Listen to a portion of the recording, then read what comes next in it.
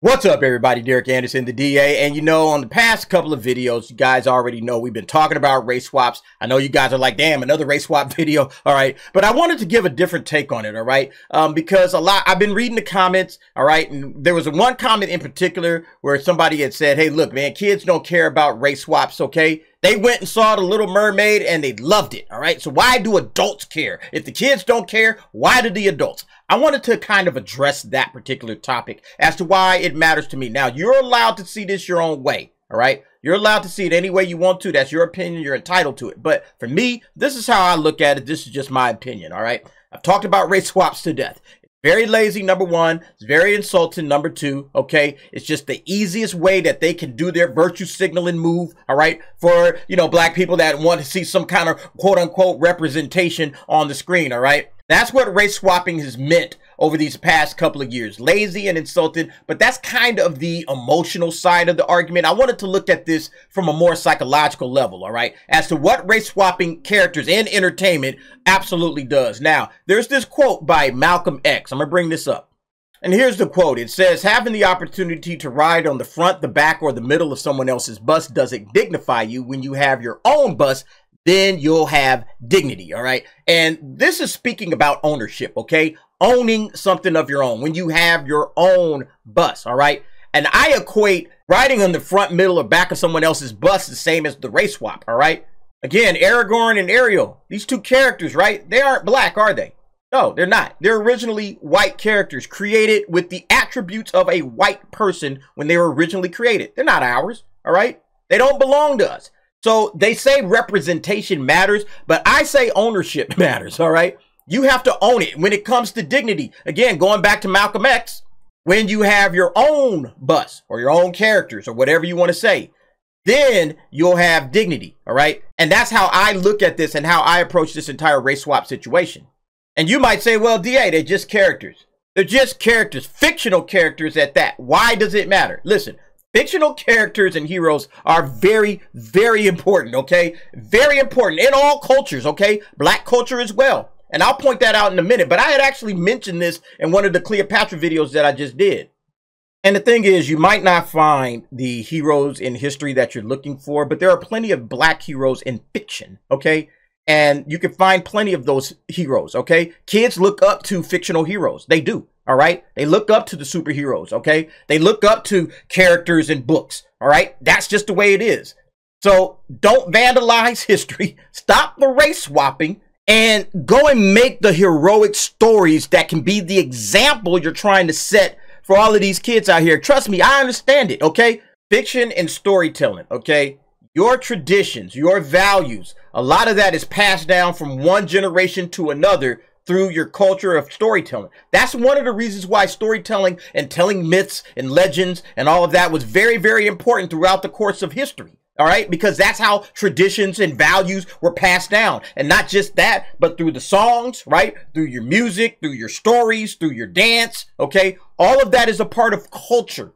Every country you go to, every country you see out there, all right, you visit that country, you will notice they have a unique style, all right? They have a different sense of their music, their dance, their clothing, okay? Even like their comedy. Like comedy to us is not the same as comedy over there. They laugh at different things than us, okay? And look, they own it. It's theirs. It belongs to them. It's not ours, all right? It's their culture. And look, that's also how they entertain themselves, all right? When they come home, hard day at work, just like we do, we kick off our boots and we turn on the television to watch some comedy, something that makes us laugh, or we might listen to music, or we might go and do some recreation, play some music, dance, whatever. When you're driving in your car, you're listening to music, you're listening to different things, okay? All of that is culture, okay? It's not just telling stories and listening to music and singing songs, okay? It's the culture of your people. It's how it's being expressed through entertainment, all right? Entertainment is like a constant feedback loop. It's feeding the culture into you, and you are getting it back from the entertainment, okay? So that's why this is a problem, all right?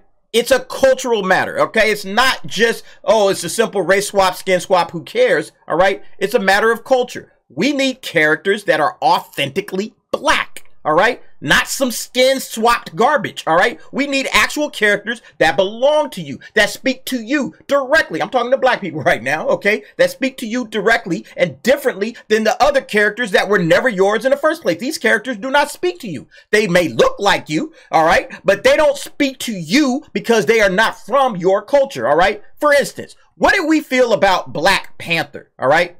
You guys remember going to see Black Panther? There was a pride with Black Panther, all right? You remember everybody showing up in dashikis? I remember going to theaters seeing cats showing up in dashikis looking tough, okay? Getting dolled up, looking fresh to death like $1,000,000 to go see a comic book movie.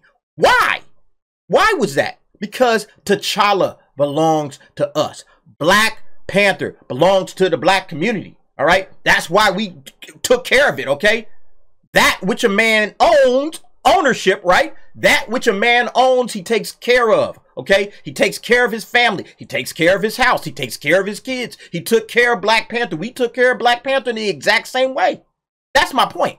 But when you get this nonsense, okay, this supports this idea that as black people, you cannot see value or dignity in yourself. Only in the original white characters, they're the ones that have value, okay? You are not good enough. All right, that's how I read that. Indirectly, this is what you are telling your community and your children about how you feel, all right? Oh, we'll just take the sloppy seconds and the race swaps, okay? No big deal. We'll just take these sloppy seconds. Yay, you got something, all right? This is what you're telling folks about your culture, okay? Other cultures wouldn't put up with this mess for a minute, okay? Not for 1 second would they put up with this. Having your own iconic characters speaks directly to your kids, your people, your culture, okay? Race swaps are undignified, all right? There's no dignity in this. And what they do is it just kind of keeps you in like that second class, all right? You're not good enough for your own characters. Here, have our hand-me-downs, okay? Here, take this hand-me-downs, take these sloppy seconds, take these leftovers, all right? We're good. In a soulless cash grab film, I'm talking about The Little Mermaid, no less. All right, a soulless cash grab movie. All right, they just threw you a bone and said, there we go. So, you know, again, if you don't see the disrespect in that, I'm not sure how else to say this. All right. And look, this is the last thing I'm going to say. And it's probably maybe the most important thing is you cannot piggyback off the legacy of Aragorn or Ariel or any other character for that matter. All right. No matter how many times you want to put them out there, race swap them, whatever. OK. These will always be the definitive versions of these original characters, okay? This is how people are always going to see them, all right? You may not like that. You may be upset with that, but it's the truth, okay? You can race swap them to death. It won't matter, all right? The phrase, what's the phrase? Often imitated, but never, what? Duplicated, okay? And again, these are just imitations of the originals, okay? Just imitations, race swapped imitations. For me, actors, actresses, they should just reject race swaps straight up, out of hand, all right? They should never, hey, you know what? You get a script, somebody says, oh, we want you to be this race swapped Ariel. No, I'm not doing it, all right? And then come out and explain to the world, we are rejecting all of this crap. We're not doing it anymore. We want our original characters, something that was had a black person in mind, okay? Because again, representation, which is what they all want, representation matters, but it's a matter of respect and dignity, all right? It's a matter of ownership of that character. That's what it comes down to. It comes down to, hey, do you own yourself? All right. Do you own your culture, or is this somebody else's culture that you're trying to imitate? All right. Because ultimately that's what it comes down to. That's why for me, when you see a cat like Eric July coming out with ISOM, all right, original black characters, it's encouraging. All right. Anyway, folks, what do y'all think about this situation? I just think, again, race swaps are lazy and insulting. All right. But it's also, again, a matter of ownership, a matter of culture. All right. We're not doing your kids any favors by, you know, giving them some sloppy seconds of some other character. All right. We want to see original black characters hit the silver screen with the same intensity, with the same marketing and money and all of that they do to these original white characters race swapped. All right. Give us original black characters with this same level of focus and passion that they're giving to these characters. That's what I want to see. All right. But you guys go ahead, jump down in the comments, give me your thoughts and your opinions on that. Thanks for watching. See you next time.